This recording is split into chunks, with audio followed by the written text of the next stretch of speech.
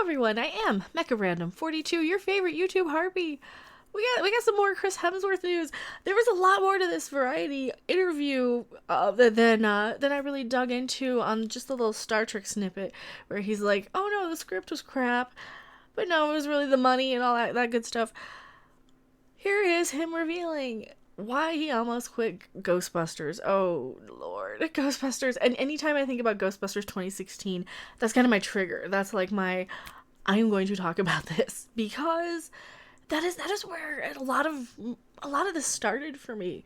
You know, was just the horrible treatment of the fans because of Ghostbusters 2016. You know, from the studios, from the actors, from the director, from God, just the movie itself taking shots at the fans.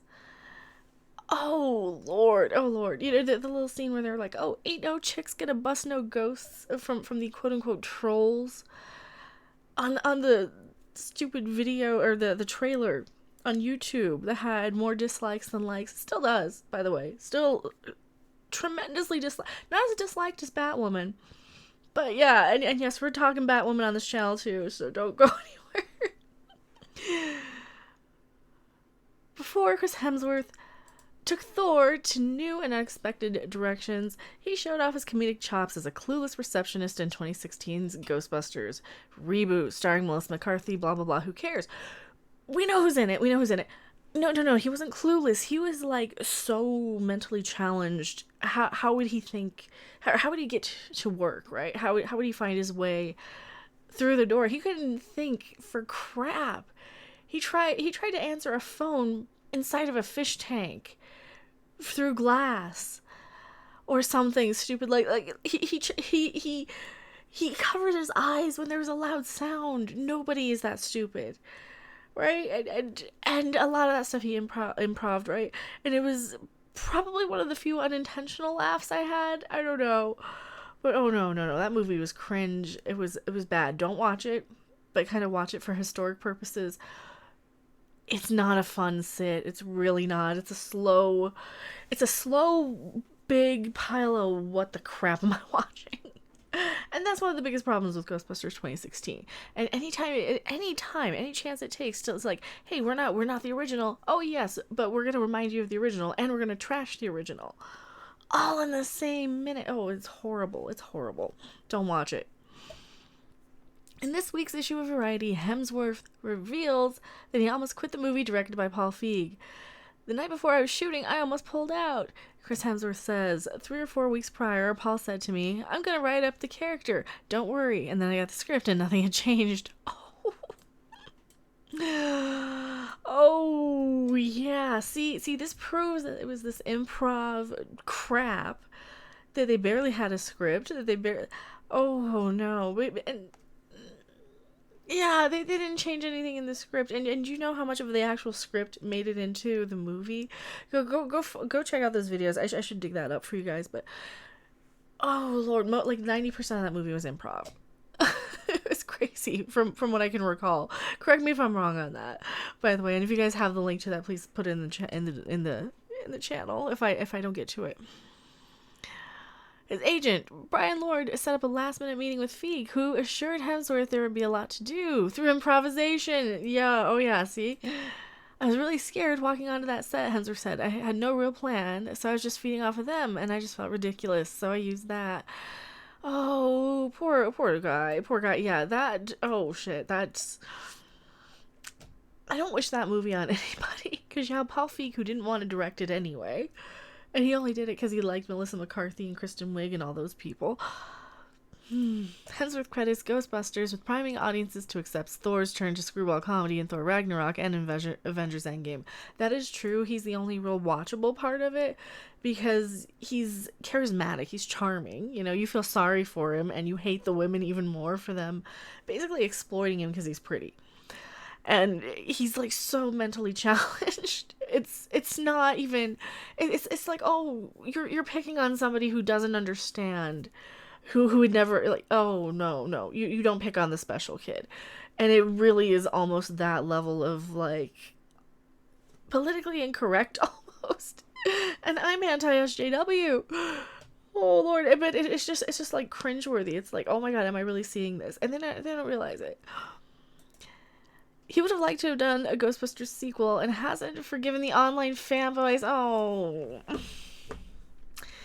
Who viciously attacked the reboot. Oh, fuck. No, you were... Damn it, Thor. You were the good one. You were the good one. I think that messed up my audio. You were the good one. I picked you. Out of all of the Avengers to pay way too much money for a trash can popcorn bucket.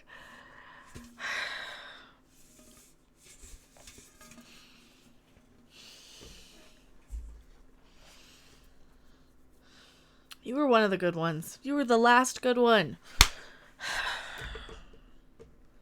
Only one because you're pretty. And you don't like Brie. Only one. That whole period, I was like, what ownership do you guys have over those characters? Hemsworth says. Oh, you watched the film, therefore you should have some say over where it goes. I thought it was very unfortunate and kind of disappointing. One more for that. We pay your salary. We pay so that you and your skinny wife and your privileged children can live high on the hog and you can be a pretty movie star that women drool over, right?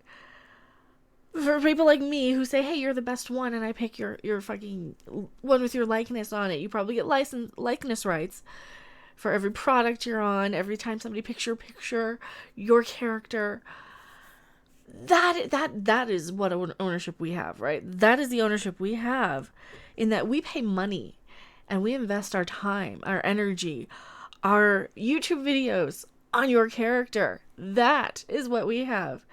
And just because you're snotty to Miss Brie Larson, don't you think you're getting a pass for taking shots at the fans, dude? You're not. And here's the video where all these little SJW bitches out there, all these people who are like, oh, you only call out the women. No, I don't. Straight white men, I'm calling you out too when you do shit like take shots at the fans and call them trolls. And disappointing. We're disappointing. We're disappointing to you. So here, mark this day. This is where Mecha goes after the white males. Because they're taking shots at the fans. Don't do that. Don't do that. We pay your salary. Stop it.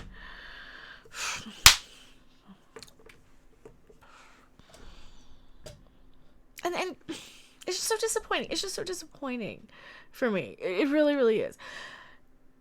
The whole movie was a clusterfuck. The whole movie was just a mess, right? Like he was saying, it was just improv. It was just this line-a-rama bullshit improv. Nobody had a script. Nobody had a direction. They kind of went in and like, okay, we're going to do a scene here about the book and go. And then they talk about, their little stupid paranormal. I've seen this movie 3 times. It's not good. It doesn't get any better. It gets harder to sit through each time. The 3rd time, I believe, was for the extended scenes, because, you have to see the extended scenes to get the full experience of, the dance sequences for no reason. And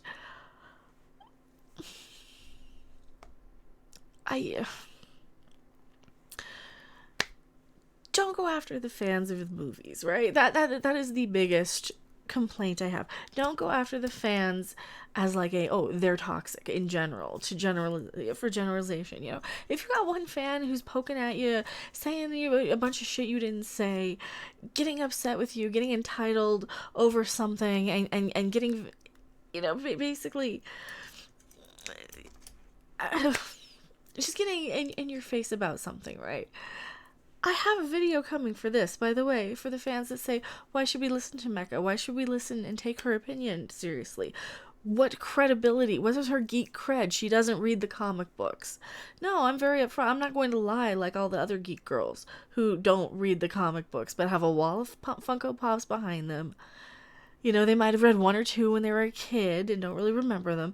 No, I read Tales from the Crypt. I read Vault of Horror. I read Haunt of Fear, all the reprints. I read every Archie, Jughead, Veronica, Betty and Veronica. I was reading 60s Archie comics. I was reading 50 Archie's comics. I was reading Pals and Gals, right?